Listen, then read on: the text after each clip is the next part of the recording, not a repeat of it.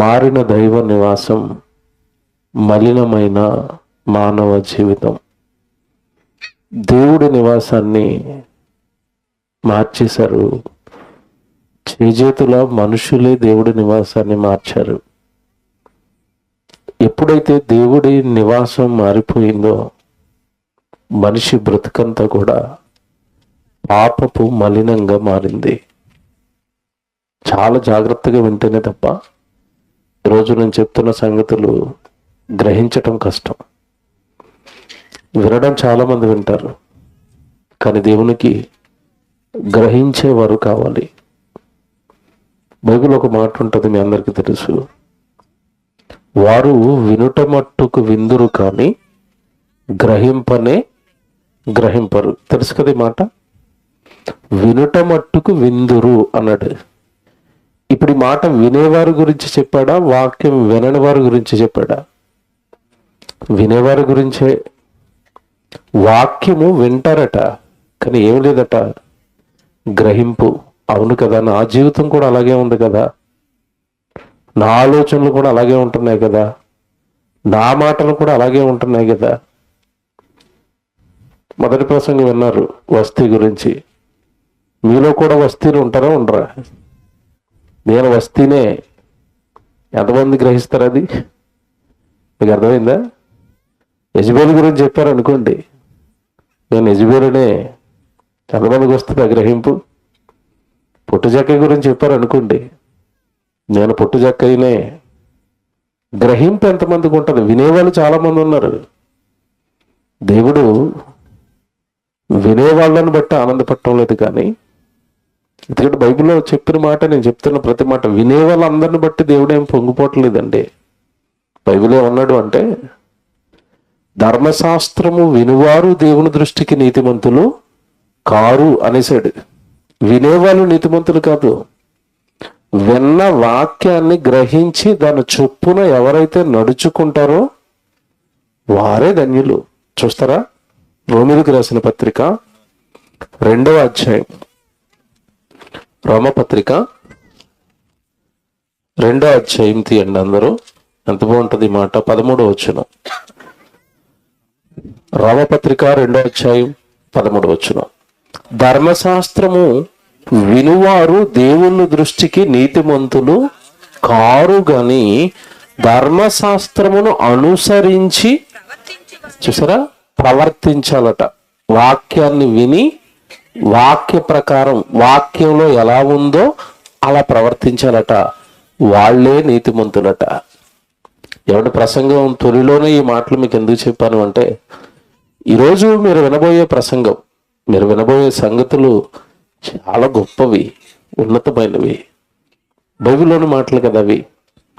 అలాంటి మాటలు విని విడిచిపెట్టకూడదు. విన్న ప్రతి మాట హృదయంలోనికి తీసుకోవాలి. కారణం, నిన్ను పుట్టించిన నీ పరలోకపు తండ్రి నీ మేలు కోరి, నీ బాగు కోరి, ఒక కుటుంబ త్యాగంతో ఈ మాటలు నీ ముందుకు తెస్తున్నాడు కనుక, నా తండ్రి నన్ను ప్రేమించి సభలు ఏర్పాటు చేశాడు. నా తండ్రి నాలో ఉన్న లోపాలు దిద్దడానికి, నా తండ్రి నాలో ఉన్న బలహీనతలు తొలగించటానికి, నా పరలోకపు తండ్రి నాలో ఏవో నచ్చనివి ఇంకా ఉన్నాయి కనుక నన్ను సభలలోనికి నడిపించి ఆయనకు నచ్చని గుణాలు నాలో నుండి తీసివేయడానికి దేవుడు నాతో వాక్యాన్ని చెప్పిస్తున్నాడు. అన్నీ హృదయపూర్వకంగా దేవుడి సన్నిధిలో కూర్చుని ఎప్పుడైతే వాక్యాన్ని స్వీకరించటానికి నీ హృదయాన్ని అలా దేవుడి ముందు పరుస్తావో, కనీసం కొన్ని మాటలైనా నీ హృదయాన్ని తాకుతాయి. ఆ మాట నీ హృదయాన్ని బాధిస్తుంది. పరలోకపు తండ్రి ఒకలా బ్రతకమంటే నేను మరోలా బ్రతుకుతున్నాను అని ఆ హృదయాన్ని వాక్యము బాగు చేస్తుంది. మళ్ళీ చెప్తున్నాను, రోగం రాగానే ఎవడ హాస్పిటల్కి పరిగెడుతున్నాం. టెస్టులు అంటున్నారు, స్కానింగ్లు అంటున్నారు, ఎక్స్రేలు అంటున్నారు. ఏదో విధంగా రోగాన్ని తగ్గించుకునే మందుల కోసం వెతుకుతున్నారు. మరి నీ ఆత్మకు అంటుతున్న రోగం, నీ హృదయానికి దేవుడికి నచ్చనివి నీ హృదయాన్ని ఎన్నో అలిమేశాయి. వాటన్నిటిని ఎలా పోగొట్టుకుంటావు? వాక్యం వినకుండా, ఆ వాక్య ప్రకారం బ్రతకకుండా. దేవుని పిల్లరా, దేవుడి నివాసం మారిపోయింది. మనిషి జీవితం ఏమైపోయింది? మలినం అయిపోయింది. మీకు తెలియదు కాదు, పరలోకంలో ఉన్న దేవుడు భూమి మీద మనుషులను పుట్టించేటప్పుడు అండి ఎలా పుట్టించానని రాశాడు బైబిల్లో అంటే, దేవుడు నరులను యథార్థవంతులుగా పుట్టించెను. ఉందా? బైబిల్లో ఉంది. పుట్టించేటప్పుడు యథార్థవంతులుగా పుట్టించాడట.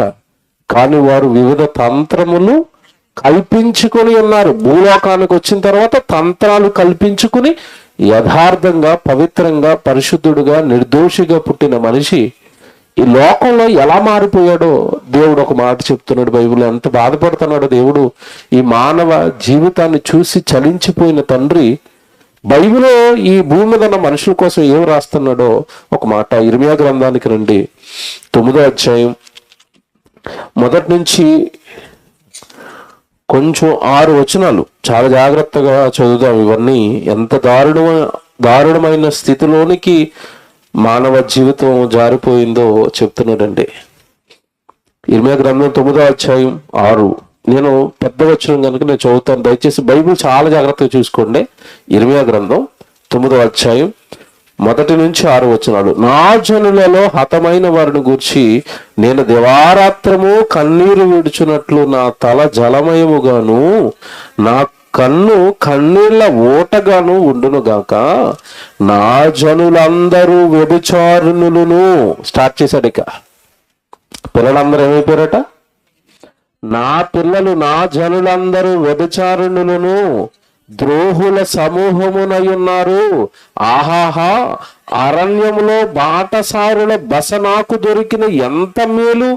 నేను నా జనులను విడిచి వారి వద్ద నుండి తొలగిపోవదును. జాగ్రత్తగా వినండి. నేను నా పాపము చేస్తున్న నా ప్రజలు, నా జనుల దగ్గర నేను ఉండలేకపోతున్నాను.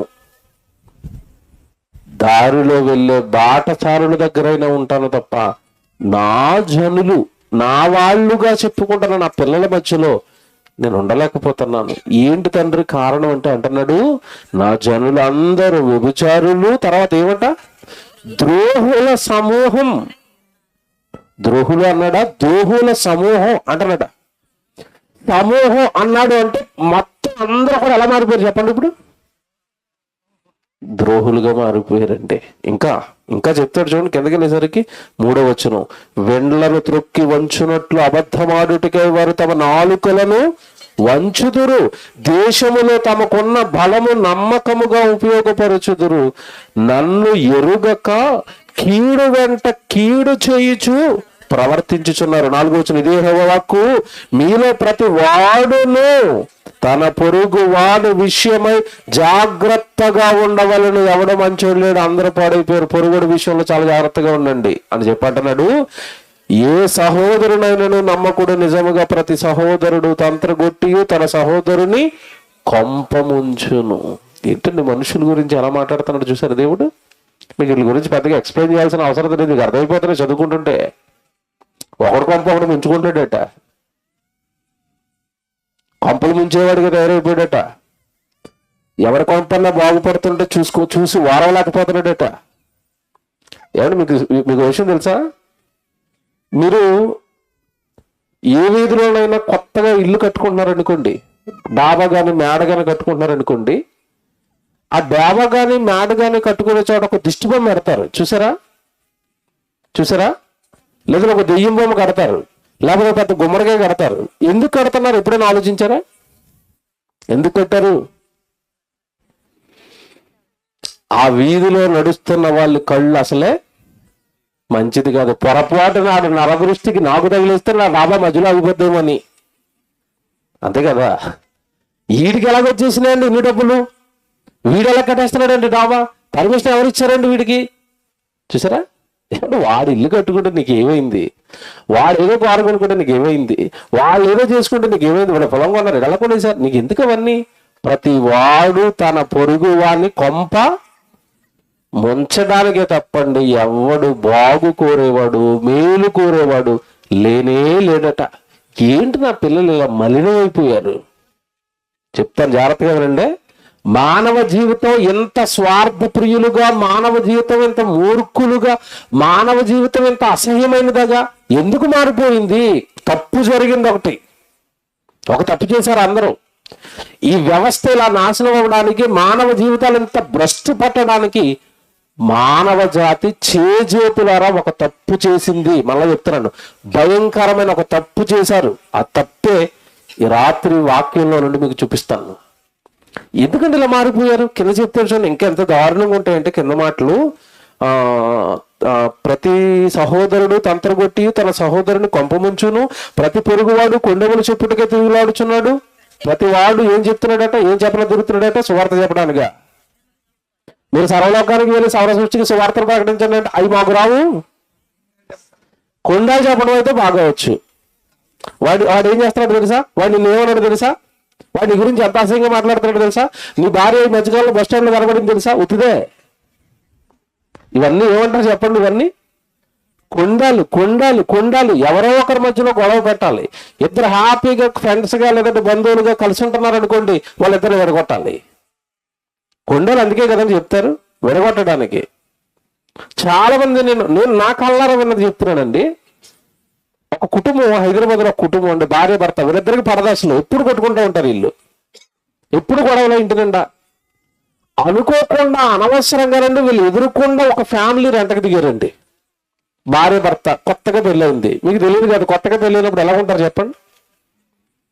ఆయన ఆఫీస్కి వెళ్తుంటే ఈవిడ బండి ఎక్కే వరకు ఆవిడ బాక్స్ పట్టుకొచ్చి, ఏమంటే ఆఫీస్కి వెళ్తుంటే ఇలా కౌగులించుకుని జాగ్రత్తగా వెళ్ళండి, త్వరగా వచ్చేయండి అంటుంది. ఎదురుకుండా ఈవిడ చూస్తుంది అవన్నీ. వీళ్ళ ఇంట్లో వీళ్ళ భర్త ఎప్పుడు వెళ్ళిపోయాడు కూడా ఈవిడ తెలీదు డ్యూటీకి. ఇవన్నీ చూస్తుంది. ఇదేంటి వీళ్ళు ఎలా ఉన్నారు, మేము ఎలా లేవు కదా, ఇప్పుడు అర్జెంటుగా వెళ్ళితే ఏం చేయాలి? అగ్గేసేసిందండి వాళ్ళిద్దరి మధ్యలో, అగ్గి వేసేసింది. ఒక రోజు ఆవిడ అమ్మగారింటికి వెళ్ళింది. పాపం పెళ్ళైన కొత్తలో మరి తల్లిగారింటికి వెళ్తుంది కదా, తల్లిగారింటికి వెళ్ళింది. అబ్బాయి దగ్గరికి వెళ్ళింది నెమ్మదిగా. నాయన నువ్వు లేనప్పుడు మీ ఆవిడ ఏం చేస్తుందో నీకు తెలుసా అన్నదంతే. నీకు ముద్దులు ఇస్తుంది, నీకు హ్యాపీగా షేక్ హ్యాండ్లు ఇస్తుంది. నువ్వు వెళ్ళిపోయిన తర్వాత డాబా పెట్టుకుని సాయంత్రం వరకు ఫోనే మాట్లాడుతుంది. ఏదో చూసుకుని అయినా ఎవరితో సంబంధం ఉన్నది అన్నదంతే, ఒక్క మాట. ఆ కుటుంబం ఏమైపోయింది తెలుసండి? గొప్ప కూలిపోయింది. మనుషులు ఏం చెప్పడానికి తిరుగుతున్నారట. నాశనం చేయొచ్చండి, అలాగే చేతులారో కుటుంబాన్ని పాడు చేయొచ్చండి. జాలి, దయ.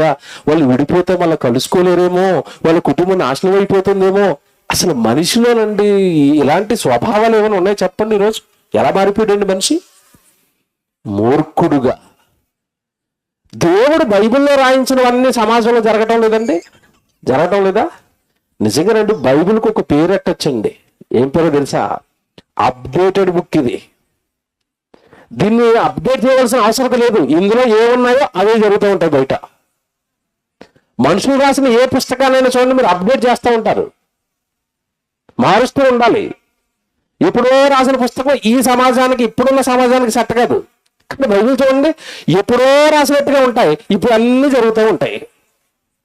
ఇప్పుడు చదువుకున్న మాట, ఇప్పుడు రాసిన మాట ఇది. క్రీస్తుకు పూర్వం 100 సంవత్సరాల క్రితం రాసిన మాట ఇప్పుడు సమాజం మధ్యలో నెరవేరటం లేదు. కొండములు చెప్పడానికి తిరుగులాడుతున్నారట. చెప్తాడు ఇంకా చూడండి, సత్యము పలుకక ప్రతి వాడు తన పొరుగు వాణిని వంచించును, అబద్ధములాడుట తమ నాలుకలకు అభ్యాసము చేసి ఉన్నారు, ఎదుటి వారి తప్పులు పట్టవలనని ప్రయాసపడిపోతున్నారట. ఆడెక్కడో ఒక చోట తప్పులు దొరకాల, నేను ఆ తప్పును ప్రచారం చేయాలా, వీళ్ళని హీరో గారిని అయితే జీరో చేసేయాలా, నా కడుపు మంట చల్లార్చుకోవాలా. సరే, ఏం మాట్లాడండి బైబిల్లో. ఎందుకండి సమాజం ఇలా తయారైంది? ఎందుకు తన పిల్లలు ఎలా మారిపోయారు అంటే, మానవ జాతి చేసిన ఒక భయంకరమైన తప్పు. అదే దేవుడి నివాసాన్ని మనుషులు ఏం చేశారు? మార్చేశారు. దేవుడు ఎవడు తన పిల్లలతో ఉన్నంత కాలం మనుషులు బాగుంటారండి. ఎప్పుడైతే దేవుడు నివాసాన్ని మనుషులు మారుస్తారో అప్పుడు మనుషులు పాడైపోతారు. ఒక ఉదాహరణ చెప్తాను మీకు. ప్రారంభం నుంచి దేవుడి నివాసం గురించి మీకు తెలియాలి. ఎందుకంటే బైబిల్లో అపోస్తలుల కార్యాలు మీరు చదువుతున్నప్పుడు ఈ మానవ జాతికి దేవుడి నివాసం అంటే ఏంటో తెలియదని ఒక ప్రశ్న అపోస్తలుల కార్యాల్లో దేవుడు వేస్తాడు. ఒకసారి మీరు చూడండి, దేవుడి నివాసం గురించి అపోస్తలుల కార్యాలు 7వ అధ్యాయంలో, 7వ అధ్యాయం ఒకసారి మీరు అందరూ బైబిల్ తీసి 49వ వచనం ఒకసారి జాగ్రత్తగా చదవండి. 47. అయితే సొలొమోను ఆయన కొరకు మందిరమును కట్టించెను, అయినను ఆకాశం నా సింహాసనము, భూమి నా పాదపీఠము, మీరు నా కొరకు ఎలాంటి మందిరము కట్టుదురు, నా విశ్రాంతి స్థలమేది? ప్రశ్న. ఎవరు నిజంగా బైబిల్ ట్రాన్స్లేట్ చేసిన వాళ్ళు కూడా ఎంత బాగా ట్రాన్స్లేట్ చేశారంటే, దేవుడు చెబుతున్న భావం మనకి ఎక్కడ అర్థం కాదునని మీరు అక్కడ చూడండి. అక్కడ మీరు బైబిల్లో నేను చెప్తున్న పదం చూడండి, నా విశ్రాంతి స్థలం ఏది? పక్కన ఏముంది చెప్పండి, దాని పక్కనే ప్రశ్న గుర్తు ఎంతమంది బైబిల్లో ఉంది చెప్పండి. అంటే ఇప్పుడు దేవుడు మనల్ని ఏం చేస్తున్నాడు? ప్రశ్న గుర్తు అంటే ఏంటది? నా విశ్రాంతి స్థలం ఏది మీకు తెలుసా అని మనల్ని ఏం చేస్తున్నాడు? ఆయన ప్రశ్నిస్తున్నాడు. ప్రశ్నిస్తున్నాడు అంటే ఆ బైబిల్ రాస్తున్న కాలానికి ప్రశ్నిస్తున్నాడు అంటే ప్రజలకి దేవుడు విశ్రాంతి స్థలం గురించి తెలుసనా తెలీదనా? తెలియనప్పుడే కదండి మీకు తెలియట్లేదని ప్రశ్న వేస్తారు. నా విశ్రాంతి స్థలం ఏది, నేను ఎక్కడ విశ్రాంతి తీసుకుంటానో నీకు ఏమైనా తెలుసా అన్నాడు. తెలుసా దేవుడు ఎక్కడ విశ్రాంతిగా ఉండాలనుకుంటున్నాడు? ఎవడు మీకు మీకు మీకు మాట అడుగుతాను, మీ విశ్రాంతి స్థలం ఏది? బస్ స్టాండా లేదా ఈ గ్రౌండా? మీ విశ్రాంతి స్థలం ఏదండి? మీరు ఎక్కడ విశ్రాంతి తీసుకుంటారు? మీ ఇంట్లో కదా, మీకు ఇల్లు ఉంది కదా. మరి ఇప్పుడు దేవుడు విశ్రాంతి స్థలం ఏది? దేవుని ఇల్లు, అంతేనా? ఆ ఇంట్లో ఆయన విశ్రాంతి తీసుకుంటాడు. మీ ఇంట్లో మీరు ఎలా విశ్రాంతి తీసుకుంటారో దేవుడి ఇంట్లో దేవుడు విశ్రాంతి తీసుకుంటాడు. ఇంతకీ దేవుడి ఇల్లు, దేవుని విశ్రాంతి స్థలం ఏది? మాకెందుకు తెలియదండి. మా ఊర్లో పెద్దది కట్టి పైన సిలువేశారు. ఏంటది? ఏంటది? మా ఊర్లో చాలా పెద్ద మందిరం కట్టారండి. అంటే ఇప్పుడు దేవుడు ఎక్కడ ఉంటున్నాడని నువ్వు అనుకున్నావు? ఎక్కడ ఉంటాడు? మందిరమేనా? బాగా ఆలోచించండి. నిజంగా మరి మీ హృదయంలో దేవుడు ఉన్నాడా, మందిరంలో దేవుడు ఉన్నాడంటే చాలా మంది ఏమనుకుంటారంటే దేవుడు ఆ మందిరంలో ఉంటాడండి. ఆదివారం వెళ్ళి పలకరించి వస్తామండి. మరి బొత్తిగా పలకరించకపోతే బాగోదు కదా, బాధపడతాడని ఆదివారం ఉదయం వెళ్ళి పలకరించుకుని వచ్చేస్తామండి. మళ్ళా సోమవారం నుంచి శనివారం వరకు ఆయన ఊసేస్తామండి. ఆదివారం తెల్లవారుగానే మళ్ళా గుర్తొస్తాడండి. పాపం మరి ఒకసారి వెళ్ళకపోతే బాధపడతాడు కదా కదండి. దేవుని విశ్రాంతి స్థలాన్ని మనిషి మార్చాడు. ఎప్పుడైతే మనిషి విశ్రాంతి స్థలాన్ని మార్చేశాడో మనిషి నాశనం అవ్వటం ప్రారంభమైంది. తొలి నుంచి చెప్పుకుంటూ వస్తాను, జాగ్రత్తగా వినండి.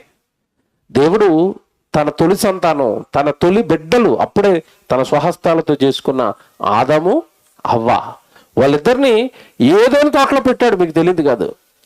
ఏదైనా తోటలో బిడ్డలు పెట్టి దేవుడు ప్రతి చల్లపూట వాళ్ళ దగ్గరకు వచ్చి మాట్లాడుకున్నాడు. అంటే దేవుడు మనసు మీరు నెమ్మదిగా ఆలోచిస్తే భూమి మీద తన పిల్లల్ని ఏదైనా తోటలో పెట్టి ప్రతిరోజు వచ్చి తన పిల్లల దగ్గర ఉండాలనుకుంటున్నాడు. అంటే దేవుడు మనస్సు మీరు లోతుగా ఆలోచిస్తే ప్రారంభం నుండి కూడా దేవుడు తన పిల్లల మధ్యలో తన పిల్లలతో ఉండాలనుకుంటాడు. మళ్ళా చెప్తున్నాను, మనుషులతో ఉండాలనుకుంటాడు దేవుడు. మనుషులలో ఉండాలనుకుంటాడు దేవుడు. మానవ దేహంలో నివసించాలనుకుంటాడు దేవుడు. నా పిల్లల మధ్య ఉండాలి నేను, నా పిల్లలతో ఉండాలి నేను. ప్రారంభం. అలా మీరు కొద్ది కాలానికి జరిగేసరికంటే ఆదామవ్వలు తప్పు చేశారు. తప్పు చేసిన తర్వాత మీకు తెలియదు కాదు, అక్కడి నుంచి వెళ్ళగొట్టేశాడు. ఏదైనా తోటలో నుంచి వెళ్ళగొట్టాడు. మీకు తెలియదు కాదు కదా చరిత్ర. పాపం చేశారు, తప్పు చేశారు, అక్కడి నుంచి వెళ్ళగొట్టారు. వెళ్ళగొట్టేసిన తర్వాత ఏమైనా విడిచిపెట్టేశారు అంటే లేదండి. వీళ్ళు వెళ్ళి మరొక చోట కాపురం పెడితే అది దేవుడి సన్నిధిగా మారిపోయింది. మరలా అక్కడికి వస్తున్నాడు, అక్కడ తన వాళ్ళతో మరలా మాట్లాడుకుంటున్నాడు. ఎలాగండి మీరు చెప్తారంటే, మీరు ఏదైనా తోటలోంచి వెళ్ళగొట్టిన తర్వాత మీకు కయ్యనుకు తెలుసండి. ఎప్పుడైతే హేబేలు అర్పణ అంగీకరించాడు దేవుడు అని తెలియగానే కయ్యనుకి ఎప్పుడైతే కోపం వచ్చిందో, కోపంలో తప్పు చేస్తాడు మనిషి అని ముందుగానే గ్రహించిన దేవుడు కయ్యను దగ్గరికి వెళ్ళి కౌన్సిలింగ్ ఇవ్వడం ప్రారంభించాడు. నాయనా, నీ తమ్ముడు అర్పణ అంగీకరించాను కదా అని నువ్వు కోపం తెచ్చుకుంటున్నావు. కోపం కాస్త పగగా మారుతుంది. పగ కాస్త ఏదో ఒక కీడులోనికి నేను తీసుకుని వెళుతుంది. నీ పగనాపు, నీ కోపం ఆపు. నువ్వు కూడా హేబేలు వలె సత్క్రియలు చేయడానికి ఆలోచించి తప్ప ఈ పగ, కోపం, ద్వేషం నీకు వద్దు నాయనా అని కయ్యనుకు దేవుడు ముందుగానే తన సన్నిధిలో కౌన్సిలింగ్ ఇచ్చాడు. విన్నాడా అంటే వాడు మూర్ఖుడు కదండి, వినలేదు. దేవుడు మాటలు పట్టించుకోలేదు. సరాసరి వెళ్ళాడు. హేబేలును చంపేశాడు. చంపేసిన తర్వాత ఇదిగో నేను చెప్పినా, నేను మాట్లాడినా, నీ కోపాన్ని తగ్గించుకొని కౌన్సిలింగ్ ఇచ్చినా నువ్వు వెనక తప్పు చేసావు గనక, నా మాటను మీరావు గనక కయ్యను కాపాడే కాలం అయిపోయింది. ఈ మధ్యకాలంలో భయంకరమైన బోధలు వస్తున్నాయి క్రైస్తవులకి. హేబేలును దేవుడు హేబేలు చచ్చిపోయిన తర్వాత హేబేలు రక్తం అట కయ్యను రక్షించమని ప్రార్థన చేసిందట. బుద్ధి లేని బోధలు అనమాట, బైబిల్కి అసలు సరిపోయిన బోధలు అనమాట. అక్కడే రాసి ఉంటది, వాని రక్తము హేబేలు రక్తము మొరవెనగానే కయ్యను దేవుడు శిక్షించాడు అని బైబిల్లో ఉంటే రక్షించాడు అన్న బోధలు వస్తున్నాయి. జాగ్రత్త అండి. ఇక్కడ మీరు జాగ్రత్తగా ఆలోచిస్తే నేను ఒక మంచి మాట చూపిస్తాను. ఇప్పుడు 4వ అధ్యాయానికి రండి, ఆదికాండం 4వ అధ్యాయానికి రండి.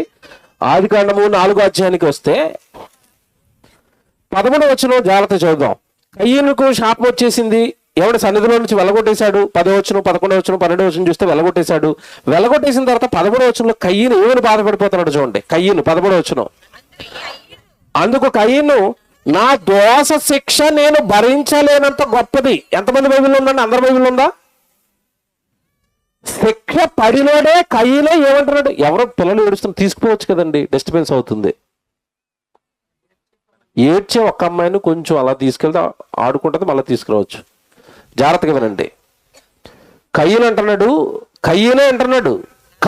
అంటున్నాడండి, ఎవరైతే శిక్ష వేయించుకున్నారో, ఎవరైతే బాధపడ్డారో ఆయనే అంటున్నాడు నా దోష శిక్ష. ఇప్పుడు ఎవరైతే జైలుకి వెళ్ళారో అతనే నాకు జైలుకి వెళ్ళిపోయాను, జడ్జి గారు నాకు జైలు శిక్ష వేశారని ఖైదీ అంటుంటే ఆ ఖైదీ తరపున మధ్యకాలంలో ఒకడు వచ్చాడు. శిక్ష పడలేదు, ఏం పడలేదు, ఆయన సూపర్గా రక్షణ పొందుకున్నాడు అంటున్నాడు. ఆ జైలుకి వెళ్ళాడేమో తలపట్టుకుని ఏడుతున్నాడు, నా మీదకి శిక్ష వచ్చింది, జడ్జి గారు నన్ను జైలు వేస్తారని. చూసారండి, అసలు ఎక్కడ చదువుతారో తెలియదండి బైబిల్. బుర్రలేని బోధలు ఎలా పుట్టిస్తారో తెలియదండి. నా దోష శిక్ష నేను భరించలేనంత. అక్కడ ముద్దాయి ఒప్పుకుంటున్నాడు, నా మీద ఏం పడిందని? శిక్ష పడింది. దేవుడు నాకేం చేశాడు? శిక్ష వేశాడు. ఏంటి ఇంతకీ శిక్ష? జాగ్రత్తగా వినాలి. శిక్ష ఏంటి ఇంతకీ? జాగ్రత్త చూడండి. అక్కడ శిక్ష ఏంటి ఇంతకీ? అందుకు కయ్యను నా దోష శిక్ష నేను భరించలేనంత గొప్పది, నేడు ఈ ప్రదేశము నుండి నన్ను వెళ్ళగొట్టితివి. అండర్లైన్ చేయండి, ఇక్కడ ఉందండి అసలు విషయం అంతా. ఇదిగో ఈ ప్రదేశం నుండి నువ్వు నన్ను వెళ్ళగొట్టేస్తున్నావు. ఈ ప్రదేశంలో నుంచి వెళ్ళిపోతే ఇంకో ప్రదేశం ఉంది, అక్కడ బ్రతుకుతాడు కదా. ఈ ప్రదేశంలో నుంచి నన్ను వెళ్ళగొట్టడమే శిక్ష అని ఎందుకంటున్నాడు చెప్పాలి. బాగా ఆలోచించండి. ఎందుకంటున్నాడు తెలుసండి? ఆ ప్రదేశంలోనే దేవుడు వాళ్ళతో మాట్లాడుతున్నాడు. ఆ ప్రదేశంలోనే అంతకు ముందు వచ్చి ఒరే కయ్యను కోపం వచ్చింది, అది పగగా మారుతుంది, నువ్వు తమ్ముడు చంపేస్తావని ఉపదేశాన్ని అందించాడు, వాక్యాన్ని అందించాడు. ఆ దేవుడు కనబడే స్థలం, ఆ దేవుడు వాక్యం వినబడే స్థలం, అక్కడ నుంచి నువ్వు వేయాలి, వెళ్ళిపోవాలి. తర్వాత మరి చూడండి, ఈ ప్రదేశము నుండి నన్ను వెళ్ళగొట్టిదివి, నీ సన్నిధికి రాకుండా వెలివేయబడి. ఇప్పుడు చెప్పండి, సన్నిధి నుంచి వెలివేసేసాడంటే వాడికి అసలు మళ్ళా రక్షణ అనేది వస్తుందా? అసలు ఎలా ఆలోచించారో నాకు ఏమర్థం అవ్వలేదండి. నీకు ఇవ్వాల్సిన కౌన్సిలింగ్ అంతా ఇచ్చాను రా, నిన్ను రక్షించడానికి ముందు వాక్యాలు చెప్పవలసినవన్నీ చెప్పాను రా, నువ్వు వినలేదు, మారలేదు కనుక ఇప్పుడు నువ్వు ఎక్కడి నుంచి వెళ్ళిపోవాలి? నా సన్నిధి నుండి నువ్వు వెలివేయబడ్డావు పో అన్నాడు. దేవుడు దొరకడండి వాడికి.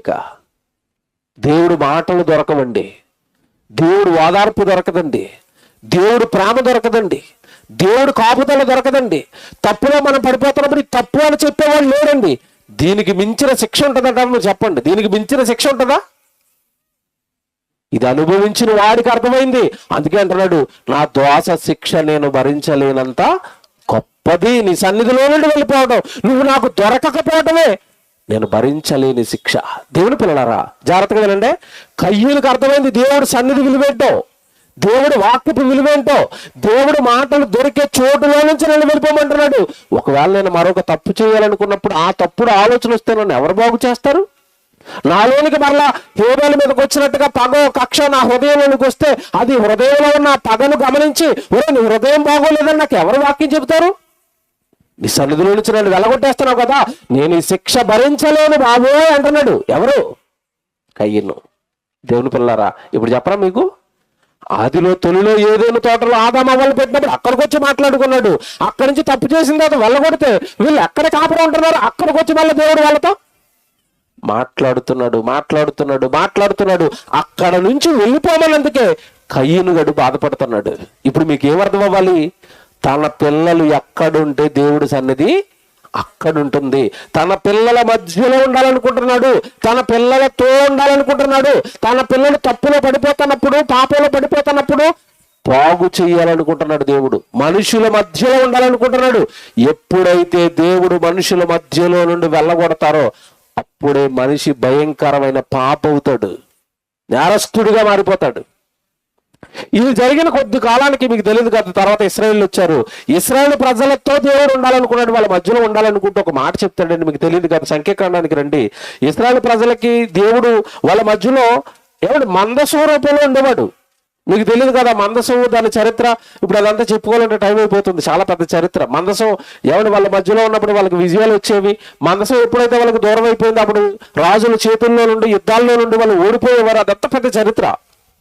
ఇకపోతే వాళ్ళ మందసం వాళ్ళ మధ్యలో ఉన్నప్పుడు వాళ్ళకి ఏమని అంటున్నాడో ఒక మాట మీకు చూపిస్తాను. సంఖ్యాకాండం 2వ అధ్యాయం 17వ వచనం ఒకసారి చూడండి. సంఖ్యాకాండం 2వ అధ్యాయం 17వ వచనం అండి.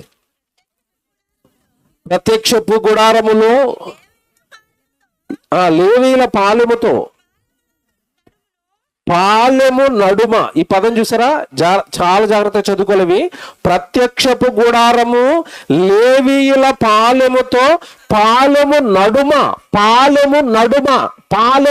అంటే అర్థం ఏంటి? నడుమ అంటే అర్థం ఏంటి? మధ్యలో. మనిషికి నడుము భాగం ఎక్కడ ఉంటుంది? కింద పైన మధ్య. అదే మన మధ్య భాగం, నడుము భాగం.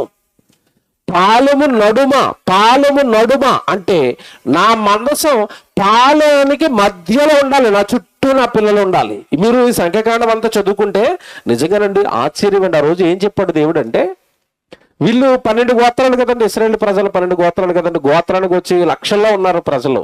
అప్పుడు దేవుడు ఏం చేశాడంటే, ఇదిగో భూమికి 4 దిక్కులు ఉంటాయి, తూర్పు, పడమర, ఉత్తరం, దక్షిణం. 4 దిక్కులు ఉన్నాయి కదా. 4 దిక్కుల మధ్యలో మూడు గోత్రాలు ఒక దిక్కులో ఉండాలి, 3 గోత్రాలు ముందు ఉండాలి, 3 గోత్రాలు వెనక ఉండాలి, 3 గోత్రాలు కుడిలో ఉండాలి, 3 గోత్రాలు ఎడమలో ఉండాలి. మధ్యలో నా మందసం ఉండాలి. అడవిలో మీరు ప్రయాణం చేస్తున్నప్పుడు, ప్రయాణం కదండి, ప్రయాణం చేసేవారు కదా వాళ్ళు. ప్రయాణం చేస్తున్నప్పుడు అందరూ ఒకేసారి ప్రారంభం అవ్వాలి. అందరూ అలా నడుచుకుంటూ వెళ్ళిపోతుంటే నా మందసం మాత్రం ఎక్కడ ఉండాలి? మధ్యలో. అంటే దేవుడి మనసు మీరు గ్రహించాలి. ఇవన్నీ మీకు ఎందుకు చెప్తున్నానంటే, దేవుడి మనసు ఏంటంటే ఎక్కడ ఉండాలనుకుంటున్నాడు? నా పిల్లల మధ్యలో కాదు తండ్రి. బంగారు గుడి కట్టి అందులో పెడతాను తండ్రి, అందులో ఉన్నాను అంటే నేను ఉండను కొడుక. నేను ఎక్కడ ఉండాలనుకుంటున్నాను? పిల్లల మధ్యలో, ఆదాము మధ్యలో, అవ్వ మధ్యలో, కయ్యను మధ్యలో, హేబేలు మధ్యలో, ఇశ్రాయేలు మధ్యలో, నడుమ పిల్లలతో నేను ఉండాలి. నా నివాసం మనుషులతో, నా పిల్లలు ఎక్కడుంటే అక్కడ నేను, కట్టడాలలో నేను ఉండను. ఇదంతా చెప్పిన తర్వాత ఇదేంటండి ప్రసంగం ఇలా చెప్తున్నారు, మరి ఆయన మందిరం కట్టాడు కదా, అక్కడికి వెళ్ళిపోతుంది ఇది. ఇప్పుడు ఎక్కడికి? అంతే కదండి. మరి సొలొమోను బంగారపు దేవాలయం కట్టాడు కదా, అందులో లేడు. చూస్తారా బైబిల్? సమూయేలు 2వ గ్రంథం జాగ్రత్త తీసుకోండి. లేనివి చెప్పటం లేదు, కానివి చెప్పడం. బైబిల్ జాగ్రత్త చూసుకోవాలా. సమూయేలు 2వ గ్రంథం 7వ అధ్యాయం 4వ వచనం చూడండి ఒకసారి. దావీదు కడతానన్న దావీదుతో దేవుడు ఏమంటున్నాడు చూడండి. సమూయేలు 2వ గ్రంథం 7వ అధ్యాయం 4వ వచనం. అయితే ఆ రాత్రి యెహోవా వాక్కు నాతానుకు ప్రత్యక్షమై సెలవిచ్చినదేమనగా, నీవు పోయిన సేవకుడకు దావీదుతో ఇట్లనుము, యెహోవా నీకు ఆజ్ఞ ఇచ్చినదేమనగా, నాకు నివాసముగా ఒక మందిరమును కట్టింతువా. చూసారా అలా మాట్లాడతాడు దేవుడు?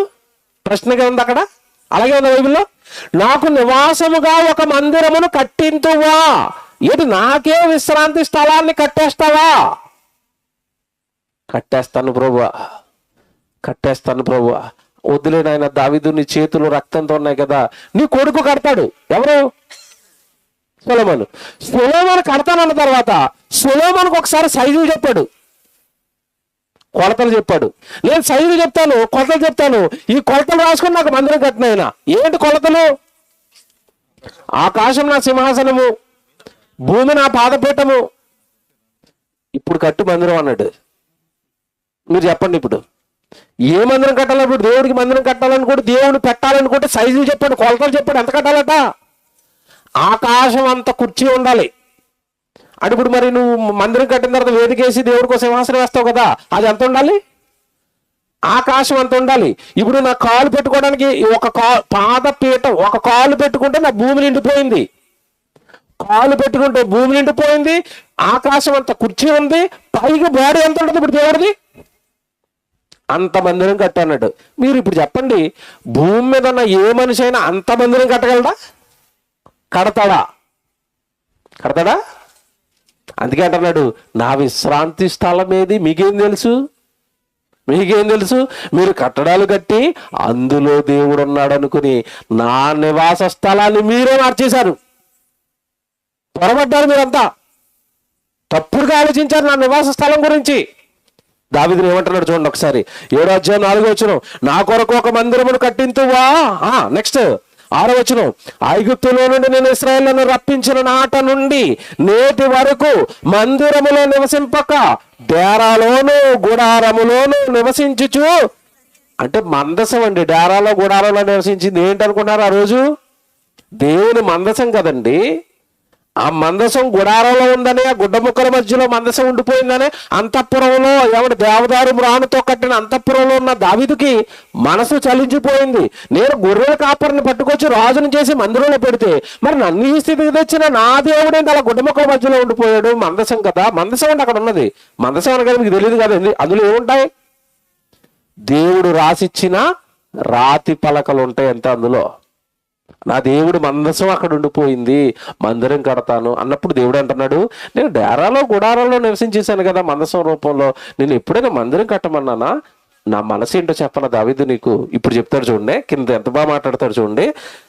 నేను ఇశ్రాయేలును రప్పించిన నాట నుండి నేటి వరకు మందిరంలో నివసింపగల డేరాలోను గుడారములోను సంచరించి తిని, ఇశ్రాయేలుతో కూడా నేను సంచరించిన కాలం అంతయు. చూసారా, ఎవరితో సంచరించాడట?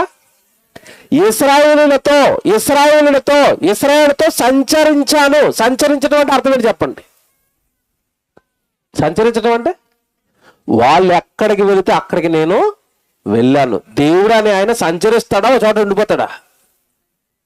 ఇప్పుడు దేవుడు మనసు మీకు అర్థమైంది. సంచరిస్తాను. పోనీ ఇది నీకు అర్థం అవ్వలేదు. నువ్వు సంచరిస్తావా, ఒక చోట ఉండిపోతావా?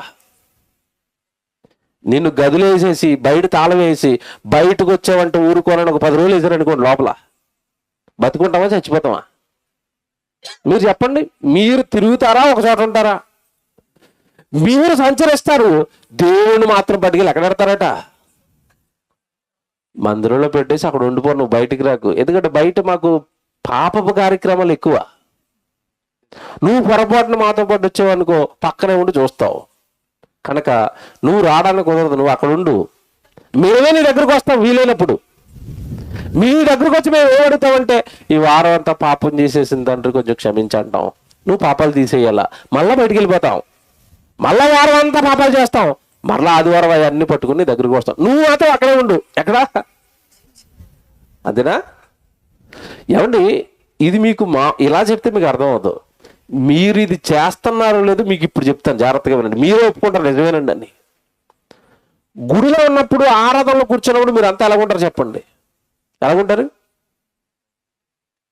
ఆడపిల్లలు అయితే నెత్తి మీద ఇలా ముసుగేసుకుని, ఏమంటే నాకేం తెలియదు, నేను చాలా మాకురాలను అన్నట్టు అలాగా ఏమంటే దీనంగా నెమ్మదిగా పాస్టర్ గారు ఏం చెప్తాను అలా చూస్తూ, ఏమంటే నిజంగా ఆరాధన అయిపోయింది, పాటలు అయిపోయినాయి, ప్రార్థన అయిపోయింది, ఆమెన్ ఆశీర్వాదం అయిపోయింది, ఆమెన్ అన్నాడు ఆయన, ఇంక వెళ్ళిపోండి అన్నాడు. అప్పుడు ఇలా ముసుగు తీశారండి, బయటకు వచ్చారండి, ఇంటికి వచ్చారండి. నేను మాట్లాడుతున్నాను, గుడిలో ఉన్నట్టుగా ఇంట్లో ఉంటారా?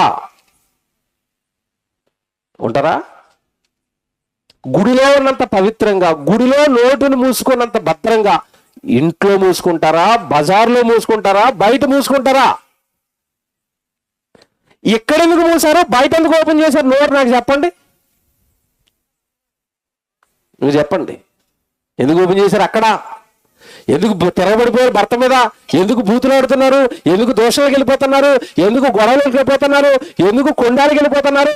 ఎందుకు అబద్ధాలకు వెళ్ళిపోతున్నారు? గుడిలో ఉన్నప్పుడు మాత్రం మరేమలాగా ఉన్నారు? అంటే మీ ఫీలింగ్ ఏంటంటే ఇక్కడ దేవుడు ఉన్నాడు, ఆరాధనలో కొద్దిసేపు ఉంటాడు మందిరంలో, బయటికి వెళ్ళిపోతే దేవుడు లేడండి, నా ఇష్టం వచ్చినట్టు మాట్లాడతాను. మళ్ళా అయ్యగారి దగ్గరికి వచ్చి నాకేం తెలియదండి ప్రార్థన చేయండి అంటే ఏమనుకుంటున్నామంటే గుళ్ళో ఉన్నప్పుడు దేవుడు ఉంటాడు, బయటికి వెళ్ళిపోతే దేవుడు లేడు. అంటే మన ఫీలింగ్, చాలా మంది ఫీలింగ్ ఏంటంటే అక్కడ దేవుడు ఉన్నాడు. అందుకే చూడండి, దేవుడి మందిరం అనగానే చెప్పులు తీసేసి బయటే పవిత్రమైన స్థలం, పరిశుద్ధమైన స్థలం అని అలా నెమ్మదిగా వెళ్ళి చాలా భయంగా భద్రంగా కూర్చుంటారు. ఎక్కడ? గుడిలో. మరి బయటేదా భక్తి, బయటేదా పరిశుద్ధత, బయటేదా భయం, దేవుడన్న భయం బయటేది లేదు. కారణం ఏంటంటే గుళ్ళో దేవుడు ఉన్నాడు. ఏమండి ఇది ఇది ఇది ఇది మేము నమ్మమండి, ఇది మేము చాలా భక్తులు అండి, మేము వాక్యానుసారం బ్రతుకుతాం అంటున్నారేమో. అయితే ఇంకో ప్రశ్న వేస్తాను ఇప్పుడు. మీ ఇంట్లో పుట్టిన పిల్లలకి ఏమండి హైందవ సోదరులు మరి వాళ్ళ పుణ్యక్షేత్రాలకు తీసుకెళ్ళి తొలి జుట్టు, అడిగి ఫస్ట్ జుట్టు వస్తుంది కదా, అది గుండు చేయిస్తారు. మన క్రైస్తవులు ఎక్కడికి వెళ్తారు చెప్పండి? మీకు దగ్గరే బాగా టక్కుమని పేరు వచ్చింది, ఎవరు? విజయవాడ పక్కన ఉన్న గుణదల. అక్కడికి ఎందుకు వెళ్ళారని అడుగుతున్నాను నేను. అక్కడికి ఎందుకు వెళ్ళారు? ప్రతి ఆదివారం మీ పాస్టర్ గారు గుడికి వెళ్తున్నారు కదా, మీ పాస్టర్ గారు ఉన్న గుడిలో వాడికి గుండె ఎందుకు కొట్టించలేదు? మీరు చెప్పండి. ఇప్పుడు అక్కడే ఎందుకు కొట్టించారని అడుగుతున్నాను. మీరు కూడా వాక్యాన్ని మీరు కూడా నమ్మారు. ఏమి నమ్మారు? గుణదల గుడి పైన ఎవరున్నారు? దేవుడు ఉన్నాడు. మరి ప్రతిరోజు ఆదివారం అయ్యగారి దగ్గరికి వెళ్తున్నారు, ఒత్తిదే. చూసారండి, ఇదంతా వాక్యాన్ని మీరు దేవుడికి భిన్నంగా ఆలోచించడం కదండి. ఇప్పుడు చెప్తాను చూడండి, బైబిల్ తీయండి. ఇప్పుడు ఇర్మియా గ్రంథం, మనుషులు ఎలా ఆలోచించి మోసపోతారో దేవుడు చెప్తాను చూడండి. ఇప్పుడు ఇర్మియా గ్రంథం 7వ అధ్యాయం 9వ వచనం చూడండి. బైబిల్లో ఈ 4వ వచనం అండి. ఇర్మియా గ్రంథం 7వ అధ్యాయం 4వ వచనం. ఈ స్థలము యెహోవా ఆలయము. ఏమండి అక్కడ బైబిల్ అందరు తీసుకోండి. ఈ స్థలము యెహోవా ఆలయము ఒకటోసారి, ఈ స్థలము యెహోవా ఆలయము రెండోసారి, ఈ స్థలము యెహోవా ఆలయము మూడోసారి. అలా 3 సార్లు ఉందండి బైబిల్లో. ఒకే మాట 3 సార్లు ఎందుకు చెప్తున్నాడు దేవుడు? ఒక్కసారి చెబితే నమ్మని జాతి మంది. అర్థమైందా? ఒక్కసారికి చెవులోకి మాటలెక్కని జాతి మంది. అందుకే ఒకే మాట అక్కడ చూడండి 3 సార్లు. ఇదే సేమ్ ఇలాంటి సిచ్యువేషనే ప్రసంగి గ్రంథం 1వ అధ్యాయం 2వ వచనంలో ఉంటుంది. వ్యర్థము వ్యర్థము సమస్తమును వ్యర్థము, వ్యర్థము వ్యర్థము సమస్తమును వ్యర్థం. ఎన్నిసార్లు ఉంటుంది తెలిసింది అక్కడ? వ్యర్థం వ్యర్థమని 5 సార్లు ఉంటుందండి. ఒక్కసారి చెప్తే వినవా? వినం కదండి. వినే మనసులు కాదు, వినే హృదయాలు కాదు, ఒక్క మాటగా లొంగిపోయేంత మంచి మనసులు కూడా మనవి కావు. అక్కడ చూసారా, ఈ స్థలము యెహోవా ఆలయము, ఈ స్థలము యెహోవా ఆలయము, ఈ స్థలము యెహోవా ఆలయము 3 సార్లు ఎందుకన్నాడు తెలుసా? ఇప్పుడు మీకు చెప్తాను, చెప్పండి. మీకు చెప్తాను, జాగ్రత్తగా వినండి. ఇప్పుడు మీరు ఇక్కడ ఈ విజయవాడకు దగ్గరలో ఉన్నారు కనుక మీరు గుండు కొట్టించుకోవడానికి ఇది సెలెక్ట్ చేసుకున్నారు. ఇప్పుడు హైదరాబాద్లో ఉంటాడు వాడు, మీ గొడవలకు రావాలంటే దూరం. వాడు ఏది ఎత్తుకుంటారు చెప్పండి? ఇప్పుడు మేము తెలంగాణ, మాది హైదరాబాద్, మా వాళ్ళందరూ ఏది ఎత్తుకుంటారో తెలుసా? మనకి దగ్గరలో ఉందండి పుణ్యక్షేత్రం, మన పుణ్యక్షేత్రం ఉంది. మీకు తెలియదు కాదు, మీకు తెలుసో లేదో, మెదక్ అతిపెద్ద చర్చు, బోల్డ్ అని గుండెలు అక్కడ. కనుక మాకు దగ్గరలో ఉన్న గుండెలు కొట్టించుకోవడానికి మా పుణ్యక్షేత్రం, మా పవిత్ర స్థలం ఏది? మెదక్. మీకేమో గుణదల, వాళ్ళకేమో మెదక్. ఇంకా పర్సలు ఆగుందనుకోండి, పర్సలు ఆగుండటం అంటే బాగా డబ్బులు ఉన్నాయి, ఫ్లైట్ టికెట్ వేసేస్తే యెరూషలేం, ఇంకా పెద్ద పవిత్ర స్థలం. ఇప్పుడు ఇక్కడ గుణదల, అక్కడేమో మెదక్, బాగా డబ్బులు ఉన్న వాళ్ళకేమో యెరూషలేము. ఇప్పుడు అక్కడ చదవండి, ఇదిగో గుణదల యెహోవా ఆలయము, యెహోవా స్థలం అని అనుకుంటున్నారేమో, మెదక్ యెహోవా స్థలము అని అనుకుంటున్నారేమో, లేదా యెరూషలేము యెహోవా ఆలయము, యెహోవా స్థలము అని అనుకుంటున్నారేమో అని 3 ప్లేసులు చెప్పి 3 సార్లు చెప్పి ఆ కింద వెంటనే ఏమంటున్నాడు చూడండి, వెంటనే అక్కడ చదవాలా, ఈ మోసకరమైన మాటలను. అంటే ఈ మాటలు ఏ మాటలట అంటే ఎంతకాలం మీరు ఏమైపోయారు చెప్పండి? గుండ్లు కొట్టించుకున్నారు, మోసపోయారు. గుండు కొట్టాడంటే అర్థం ఏంటి? ఫైనాన్స్ వాడు వచ్చాడంటే గుండు కొట్టాడంటే అర్థం ఏంటి? మీ డబ్బులన్నీ ఎత్తుకుపోయాడు. ఇంతకాలం మనకి గుండు కొట్టారు బాగా. ఏమని? ఈ స్థలమే యెహోవా ఆలయము, ఈ స్థలమే యెహోవా ఆలయము, ఈ స్థలమే యెహోవా ఆలయము. ఈ మోసకరం. ఇప్పుడు మీరు చెప్పండి, ఈ స్థలము యెహోవా ఆలయం అన్నది మోసకరమైన మాట అయితే యెరూషలేములో ఉన్న దేవాలయం దేవుడు ఆలయమా? ఆలయమా? కాదండి. ఇలా చెప్తే చాలా మంది బాధపడతారు, కానీ కాదండి. మీరు బైబిల్ చదువుకోండి, దయచేసి బైబిల్ చదవండి. సమూయేలు 2వ గ్రంథం 7వ అధ్యాయం చెప్పాడు కదా, అలా చదువుకుంటా వస్తే ఆలయాన్ని కట్టిన సొలొమోను ఏమన్నాడు తెలుసా? అతను కట్టిన ఆలయం గురించి, ఈ ఆలయం నీ స్థలం కాదు తండ్రి, ఇందులో నువ్వు పట్టవు తండ్రి, ఏదో మేము ప్రార్థన చేసుకోవడానికి ఈ మందిరం కట్టుకున్నాం తండ్రి, ఈ మందిరం దగ్గరకు వచ్చి ప్రార్థన చేసుకుంటున్నప్పుడు మాత్రం ఆ మొరవిను, ఇందులో నువ్వు పట్టవు తండ్రి అనేసాడు. ఆయన ఎవరు? కట్టిన ఆయన సొలొమోను. చూస్తారా? రాజుల మొదటి గ్రంథం మీరు చూడండి, 8వ అధ్యాయానికి రండి. 8వ అధ్యాయానికి వస్తే సొలొమోను కట్టేశాడు. కట్టిన తర్వాత 27వ వచనం, 27వ వచనం అండి. 22 నుంచి చదువుకుంటే మీకు బాగా అర్థమవుతుంది. నాకు టైంలో చదువుకోండి మీరు. 22 నుంచి చదువుకోవాలా. అంత జన సమూహాన్ని అంతా అక్కడ నిలవబెట్టాడు. నిలవబెట్టిన తర్వాత దేవుడికి ప్రార్థన చేస్తున్నాడు. ఏమన్నా తెలుసా? నిశ్చయముగా దేవుడు ఈ లోకమందు నివాసము చేయడు. చూసారా? దేవుడు లోకంలో ఉండేవాడు కాదు, కట్టడాల్లో ఉండేవాడు కాదు, కట్టిన సొలొమోను అంటున్నాడు. ఇది ఏ మందిరం కట్టాడు? బంగారపు దేవాలయం కట్టి అందులో దేవుడు ఉండడంటే, ఇప్పుడు నువ్వు కట్టిన మందిరం గురించి అడుగుతున్నాను నేను. నువ్వేం కట్టావు? రేకుల షెడ్ వేసావు, లోపల సీలింగ్ వేసి పెయింట్లు వేసి గుమ్మాలు పెట్టావు. ఇందులో ఉంటాడు ఇప్పుడు? ఆ బంగారపు దేవాలయంలో ఉండకపోతే ఇందులో ఉంటాడా? నిశ్చయముగా దేవుడు ఈ లోకమందు నివాసము చేయడు. తర్వాత చూసారా ఏమంటాడు? ఆకాశ మహాకాశములు సహితము నిన్ను పట్టజాలము, నేను కట్టించిన ఈ మందిరము ఎలాగో పట్టును. సొలొమోను అంటే జ్ఞాని కదా. ఆకాశ మహాకాశాలు సైతం పట్టని నిన్ను పట్టుకొచ్చి ఈ బంగారపు దేవాలయంలో నేనే కూర్చోబెడతాను. అది నీ నివాస స్థలం కాదు, నువ్వు ఉండే చోటు కాదు. ఇదే మాట అక్కడ ఇర్మీయా గారు జ్ఞాపకం చేస్తున్నారు మనకి. అదే మాట యోహాను సువార్త 4వ అధ్యాయంలో యేసు ప్రభు సమరయ స్త్రీతో చెప్పాడు. ఇదిగో మీరెంతకాలం ఈ మందిరం మీద ఈ పర్వతాలలో దేవుడు ఉన్నాడు అనుకుని మీరు పొరపడ్డారు కదా, అది తప్పు. మీకు తెలియకుండా ఆరాధించారు ప్రదేశాన్ని. తప్పమ్మా 4వ అధ్యాయం చదువుకోండి. 19, 20, 21, 22, 23, 24 చదువుకుంటే మీరెంతకాలం మీకు తెలియదని ఆరాధించారు. అది ఆరాధనే కాదు, ఇది చెప్తున్నారు చూడండి. 4వ అధ్యాయము. మా పితరులు ఈ పర్వతమందు ఆరాధించిరు కానీ ఆరాధింపవలసిన స్థలము యెరూషలేములో ఉన్నదని మీరు చెప్తారని ఆవిడతో అనగా, ఏమంటే ఇప్పుడు ఆవిడ ఏం చెప్పింది? అడ్వాన్స్ అయిపోయింది. ఆయన చెప్పకముందు ఈవిడ చెప్పేస్తుంది. ఆయన ఏం చెప్తాడు? మాకు తెలుస్తుండ్రే ఆరాధన ప్రదేశం, నువ్వు ఇదిగా పర్వతాలు కాదంటున్నావు, ఇది కాదంటున్నావు, యెరూషలేము మందిరములో ఆరాధన చేయమని నువ్వు చెప్తావు కదా, అదే కదా నువ్వు చెప్పాలనుకుంటున్నావు. అడ్వాన్స్ అయిపోయి ముందే చెప్పేస్తుంది ఆవిడ. అందుకే యేసు ప్రభువు అంటున్నాడు, చదువమ్మా. అమ్మా, ఒక కాలం వచ్చుచున్నది, ఆ కాలమందు ఇగో ఈ పర్వతము మీద నైనను యెరూషలేములో నైనను తండ్రిని ఆరాధింపరు. ప్రదేశాలలో ఆరాధన కాదు. మీకు ఇంతకాలం సబ్జెక్టు తెలియక మోసపోయారు మీరంతా. వెంటనే అంటున్నాడు, నా మాట నమ్మమ్మా. నువ్వు నమ్మవు కదమ్మా, నాకు తెలుసమ్మా. మీరు నమ్మరు, యెరూషలేమే అంటారు, గుణదలే అంటారు, మీరు నమ్మరు, నాకు తెలుసు. నా మాట నమ్మమ్మా. ప్రదేశాలలో దేవుడు ఉండడమ్మా, కట్టడాలలో దేవుడు ఉండడమ్మా, నా మాట నమ్ము. సరే, సృష్టికర్త ప్రజలు ఏమని అడగాల్సి వస్తుంది? నా మాట నమ్మమ్మా, నా మాట నమ్మమ్మా. ఎందుకు? దేవుడు మాట తప్ప అన్ని నమ్ముతాడు మనిషి.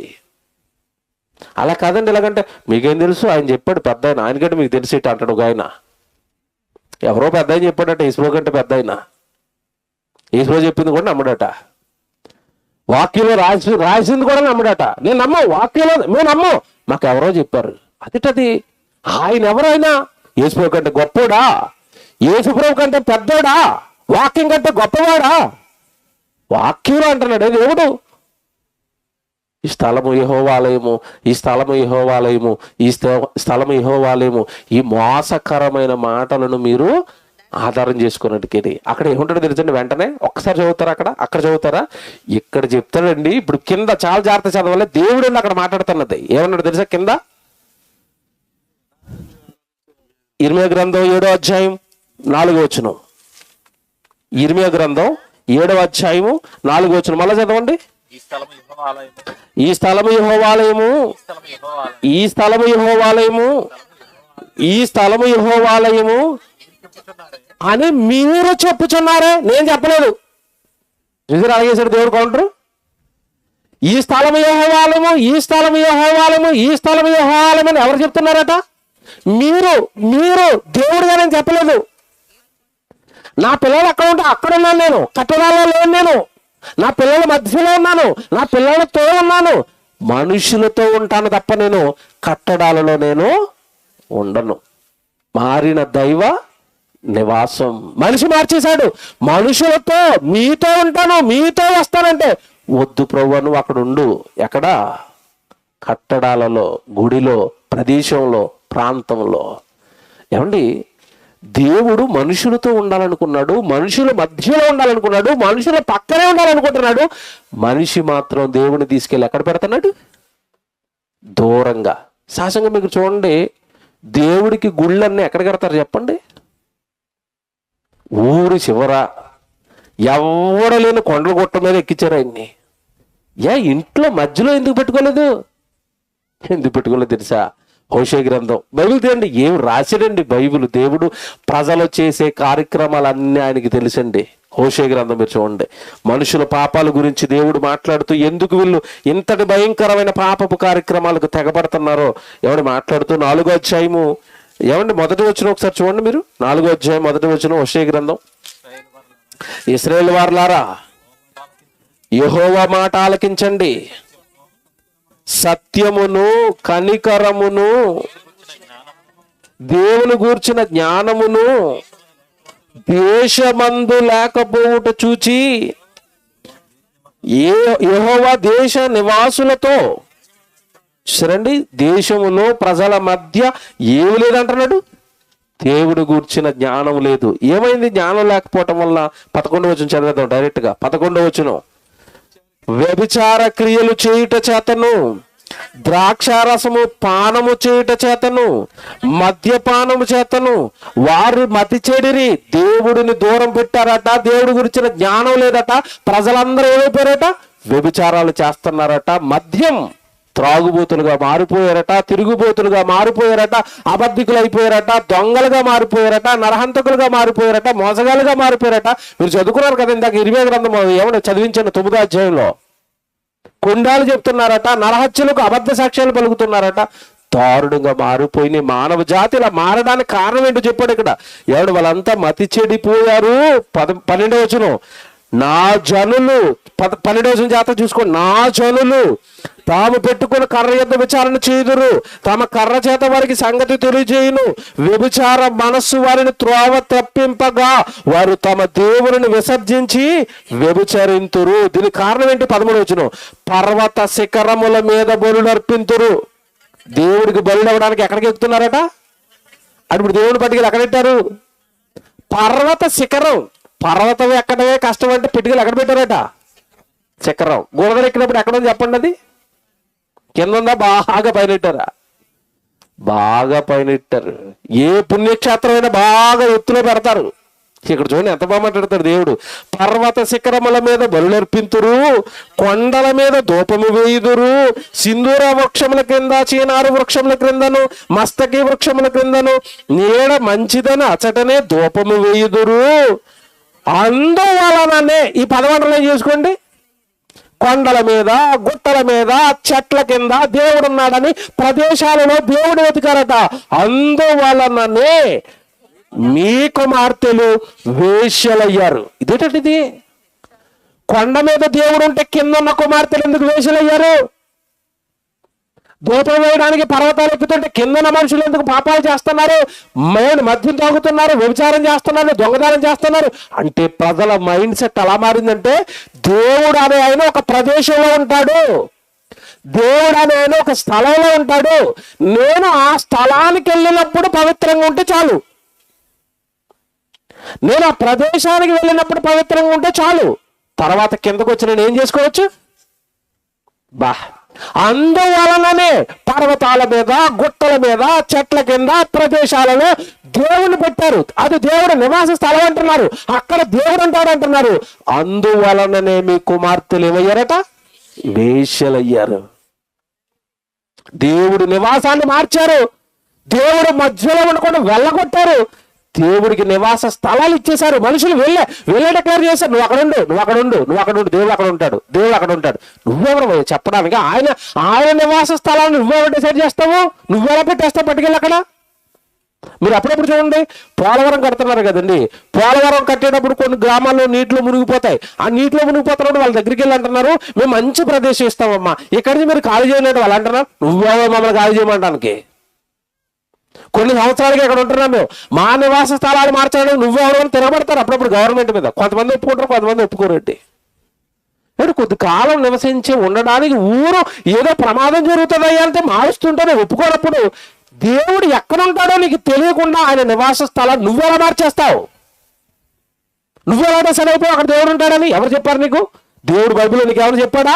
ప్రదేశాలలో, కట్టడాల్లో నేను ఉంటానని దేవుడు బైబిల్లో చెప్పాడా? చెప్పనప్పుడు ఎవరు చెప్పారు నీకు ఈ అబద్ధం, ఈ మోసం?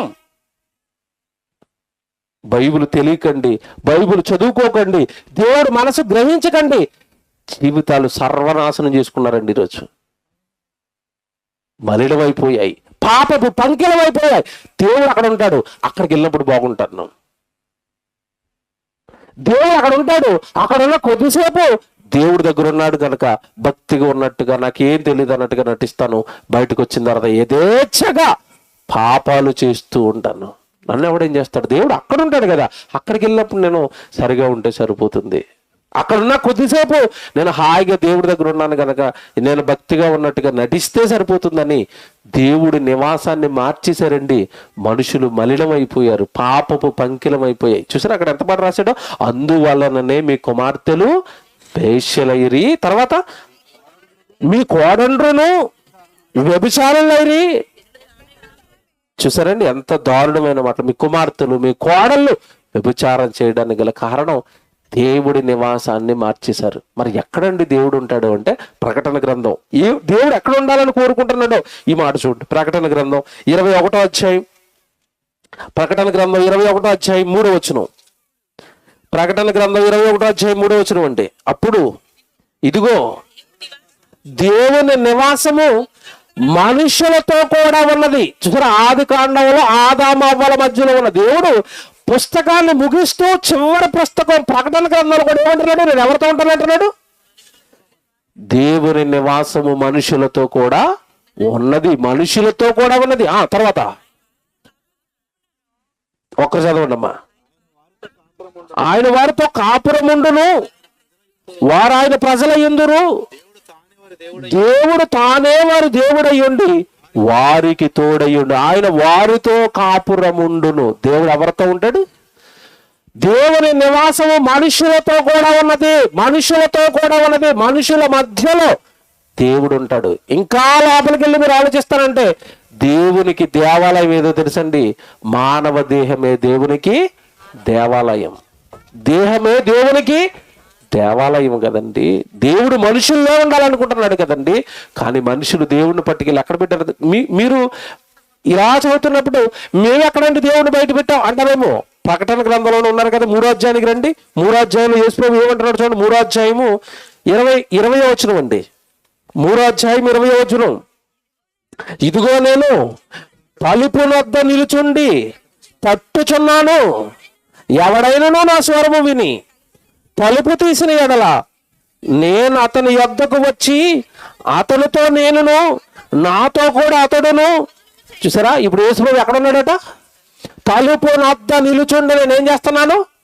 తడుతున్నాను. ఇప్పుడు చెప్పండి, దేవుడు తలుపు వద్ద నిలుచుండి తడుతున్నాడంటే బయట ఉన్నాడా, లోపల ఉన్నాడా? బయట ఉన్నాడు. ఇప్పుడు తలుపు తడుతున్నాడంటే అర్థం ఏంటి చెప్పండి? లోపల ఇంకొకడెవడో దూరి తలుపు ఓపెన్ అవ్వకుండా గోద్రేజ్ తాళం వేసి బిగించాడు. ఎవడో తెలిసేవాడు? భయపడిపోయి రాత్రి నిద్రపోరు మీరు. సైతాన్, అపవాది, దెయ్యం అంటున్నారు కదా, ఆడు ఎక్కడో లేడు, దేవుడి నివాస స్థలమైన ఏమంటే దేహంలోనికి దూరిపోయాడు. ఎందుకంటే ఆ ప్లేస్, ఆ ప్రదేశం ఎవరిది? దేవుడిది. ఆ దేవుడిని మనం ఉండనేలేదు. దేవుడు ఎక్కడ ఉన్నాడు? ఇప్పుడు బయట ఉన్నాడు. మరి లోపల ఖాళీగా ఉంచుతున్నాడు. హైదరాబాద్లో సైట్ ఖాళీగా ఉందనుకోండి, 4 సార్లు అటు ఇటు రౌండ్ చేస్తారు. ఎవరనుకుంటున్నారు? కబ్జా చేసేవాడు. 4 సార్లు అటు ఇటు తిరిగి ఎవరు రావట్లేదు అనుకోండి, వాడని ఫెన్సింగ్ వేసేస్తాడు చుట్టూ, బోర్డు బాధేసి స్థలం నాదే అంటాడు. ఏం చేశారు ఇప్పుడు దాన్ని? కబ్జా. హైదరాబాద్లో మీకు ఎవరికైనా స్థలాలు ఉంటే జాగ్రత్త. 2 నెలలు కనుక వెళ్ళలేదనుకోండి, మీరు 3 నెలల సైట్ మీది కాదు. ఇక ఒకడు బోర్డు వేసేస్తాడు అక్కడ, కబ్జా కబ్జా. మీకేమర్థమైంది ఇప్పుడు? నీ స్థలంలో నువ్వు లేకపోతే ఎవడో ఎలాగో కబ్జా చేసినట్టుగానే దేవుడి నివాస స్థలమైన దేహంలో దేవుడు లేడట. దేవుడిని బయట పెట్టారట ప్రజలు. బయట పెట్టడం కాదు, పట్టుదల ఎక్కడే చేశారు, డైరెక్ట్గా స్థలాల్లో పెట్టేశారు, మందిరాల్లో పెట్టేశారు. మరి ఆలయం ఖాళీగా ఉంది. ఆలయం ఖాళీగా ఉంటే అయ్యారు ఊరుకుంటారా? ఎవరు? అపవాది. వాడెళ్ళి కూర్చున్నాడు, మనిషిలో కూర్చుని అంటున్నాడు, అబద్ధాలు ఆడరా, దొంగతనాలు చేయరా, పక్కోడి భార్య బాగుంది చూడరా అంటున్నాడు. దేవుడు ఉంటే చూడనిస్తాడండి పక్కోడి భార్యని? దేవుడు లోపల ఉన్నాడు అనుకోండి, అబద్ధాలు ఆడనిస్తాడా? దేవుడు లోపల ఉన్నాడు అనుకోండి, దొంగతనాలు చేయనిస్తాడా? చెయ్యనివ్వడు. ఇప్పుడు మీకు ఏమర్థం అవ్వాలి? దేవుడు నివాసాన్ని పట్టుకెళ్ళి అక్కడ పెట్టాడు, లోపల దెయ్యాన్ని పెట్టుకున్నాడు. మనిషి ఏమైపోయాడు? మలినం. ఇప్పుడు అర్థమవుతుంది రైట్లు. ఇప్పుడు మీకు మారిన దైవ నివాసం, మలినమైపోయిన మానవ జీవితం. చేతులారా నువ్వు మాతో ఉండొద్దు. యోబు గ్రంథం ఈ మాట రాసుకొని డైరెక్ట్ గా లేదండి మనిషి. యోబు గ్రంథం 21వ అధ్యాయం 14వ వచనం చూడండి. యోబు గ్రంథం 21వ అధ్యాయం 14వ వచనం. యోబు గ్రంథము 21వ అధ్యాయం 14వ వచనంలో చూడండి ఏమంటున్నారు మనుషులు దేవుడితో. ఏమంటున్నారు చూడండి వీళ్ళు. వారు నీ మార్గములను గూర్చిన జ్ఞానము మాకక్కరలేదు, నీవు మమ్మల్ని విడిచి పొమ్మని. అబ్బా, దేవుడితో చెప్తున్నారట. ఏమని చెప్తున్నారట? నీ మార్గములు గూర్చిన జ్ఞానము మాకక్కరలేదు, నీవు మమ్మల్ని విడిచి పో. దేవుడా, నువ్వు మాకొద్దు, నీ వాక్యం మాకొద్దు, నీ బైబిల్ మాకొద్దు, నీ బైబిల్ తరగతులు మాకొద్దు, సభలు మాకొద్దు, సెమినార్లు మాకొద్దు, దేవుడి సన్నిధి మాకొద్దు, పో, నీతో మాకేం పని లేదు. దేవుడు జ్ఞానం వద్దు అనుకున్నారట, దేవుడు వద్దు అనుకున్నారట. మనిషి పాపి, మనిషి దుర్మార్గుడు, నరాంతకుడు, వ్యభిచారి, దొంగ, స్వార్థపరుడు, సహించుకోలేనివాడు, భరించుకోలేనివాడు, సాటి సహోదరుని ప్రేమించలేనివాడు, పగ, ద్వేషం, కలహం, మత్సరం, ఇవన్నీ హృదయంలో నిండిపోవడానికి గల కారణం హృదయములో ఉండవలసిన దేవుణ్ణి బయటికి గెంటాడు. వీడు భయంకరమైన పాపిగా, పాపిష్టివాడిగా, పాపపు కార్యక్రమాలతో మునిగిపోయిన వాడిగా మారిపోయాడు.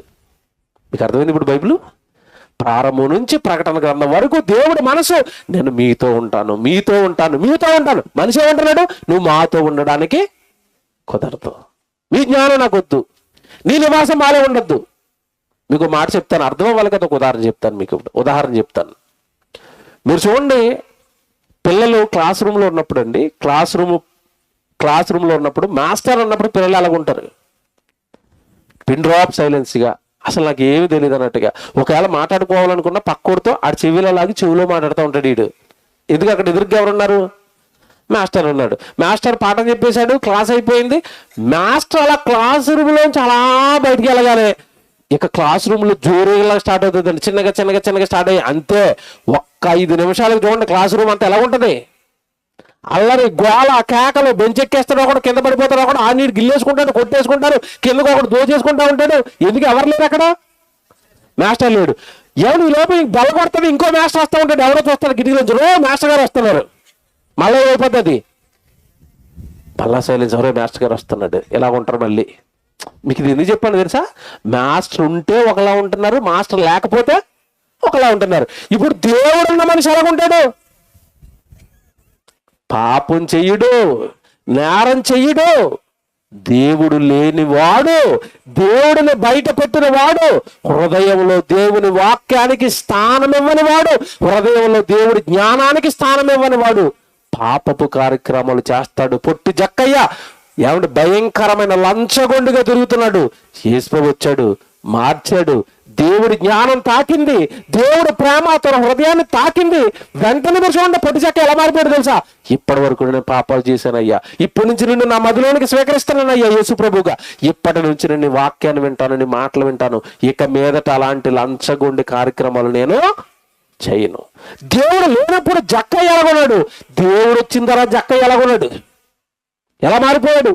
సమరయ స్త్రీ యేసుప్రభు పరిచయం అవ్వకమనుపో, యేసుప్రభు వాక్యం చెప్పకమనుపో సమరయ స్త్రీ ఎంతటి భయంకరమైన పాపాలు చేసింది.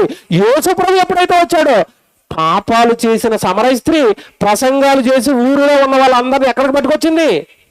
యేసుప్రభు దగ్గరికి పట్టుకొచ్చింది. మీకు ఏమర్థం అవ్వాలి? దేవుడు ఉంటే దైవ కార్యక్రమాలు, దేవుడు మదిలో ఉంటే దేవుడు సభలు, దేవుడు మదిలో ఉంటే బైబిల్ తరగతులు, దేవుడు మదిలో ఉంటే దేవుడు సన్నిధి. అది ఎప్పుడైతే లేదో వ్యభిచారం, దొంగతనాలు, నేరాలు, సినిమాలు, షికార్లు, ఏమంటే ఫంక్షన్లు, లోక సంబంధమైన కార్యక్రమాలన్నీ నీ హృదయాన్ని చుట్టేస్తున్నాయంటే నీ హృదయాన్ని ఒక్కసారి రాత్రి పరీక్షించు. దేవుడి వాక్యానికి నీ హృదయంలో స్థానం ఉందా? స్థానం ఉంటే భక్తి, స్థానం ఉంటే ఆత్మీయత, స్థానం ఉంటే ప్రేమ, స్థానం ఉంటే దేవుడు. ఈ కార్యక్రమాలు ఏమీ లేకుండా ఎప్పుడు పాపపు ఆలోచనలతో కనుక నువ్వు ఉంటున్నావంటే ఎక్కడో ఈ రాత్రి నీ హృదయాన్ని చెక్ చేయి. దేవుడు ఉన్నాడా లేకపోతే దయ్యం కూర్చుందా? దేవుడు దయ్యం పాట రెడీ చేయండి బాబు. మీరు చూతురు కానీ పాట దెయ్యం అనగానే ఎక్కడో ఊరు చివరి ఉంటుంది, దెయ్యం అనగానే ఎక్కడో ఉంటుంది అనుకున్నారు. కాదు, దెయ్యం దేవుడి యొక్క పిల్లల హృదయాలలో కూర్చుంది. వచనం చూపిస్తాను, పాటేస్తారు, ప్రార్థన చేసేస్తాను. ఒక్క మాట చూసుకోండి బైబిల్లో దెయ్యం ఎంతటి కార్యక్రమాలు చేస్తుందో, ఎలా కూర్చుండిపోయిందో. ప్రకటన గ్రంథం 18వ అధ్యాయం, ప్రకటన గ్రంథం 18వ అధ్యాయం మొదటి 3 వచనాలు చూడండి. ప్రకటన గ్రంథం 18వ అధ్యాయం, ప్రకటన గ్రంథం 18వ అధ్యాయం చూడండి. అటు తర్వాత మహాధికారం గల వేరొక దూత పరలోకము నుండి దిగి వచ్చుడు చూచి తిని అతని మహిమ చేత భూమి ప్రకాశించాను. అతను గొప్ప స్వరముతో ఆర్భాడించి ఇట్లనెను, మహాబబులోను కూలిపోయెను, అది దయ్యములకు నివాస స్థలమును. దేనికి నివాస స్థలం అట? బబులోను అనగానే ఒక ప్రాంతం అండి. ఆ ప్రాంతంలో ప్రజలందరూ కూడా దెయ్యానికి నివాస స్థలంగా మారిపోయారట. ఏంటండి ఇది దారుణం? దెయ్యానికి నివాస స్థలమా? దేవుడు ఉండవలసిన చోటు దెయ్యానికి ఎందుకు ఇచ్చారు తెలుసా? మత్తయి సువార్త 12వ అధ్యాయం, త్వరగా రాసుకోండి. మత్తయి సువార్త 12వ అధ్యాయం 4వ వచనం చూడండి. మత్తయి సువార్త 12వ అధ్యాయం, మత్తయి సువార్త 12వ అధ్యాయం 43 అండి, క్షమించండి, 43 మత్తయి సువార్త 12వ అధ్యాయం 43. అపవిత్రాత్మ ఒక మనిషిని వదిలిపోయిన తర్వాత అది విశ్రాంతిని వెతుకుచు నీరు లేని చోట్ల తిరుగుచుండెను. విశ్రాంతి దొరకనందున నేను వదిలి వచ్చిన నా ఇంటికి తిరిగి వెళ్ళదని అనుకొని వచ్చి, ఎక్కడుందట? ఎక్కడికి వస్తుందట? మళ్ళీ మనుషుల్ని పట్టిందట.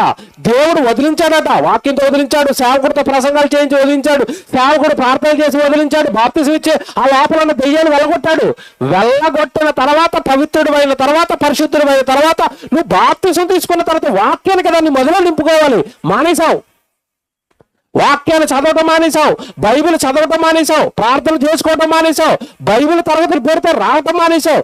పూర్తిగా నీ హృదయాన్ని వాక్యానికి దూరం చేశావు. అప్పుడు నీలో మొదట దెయ్యం వెళ్ళిపోయింది కదా, అది వెతుకుతున్నట, ఎక్కడ ప్లేస్ దొరకలేదట.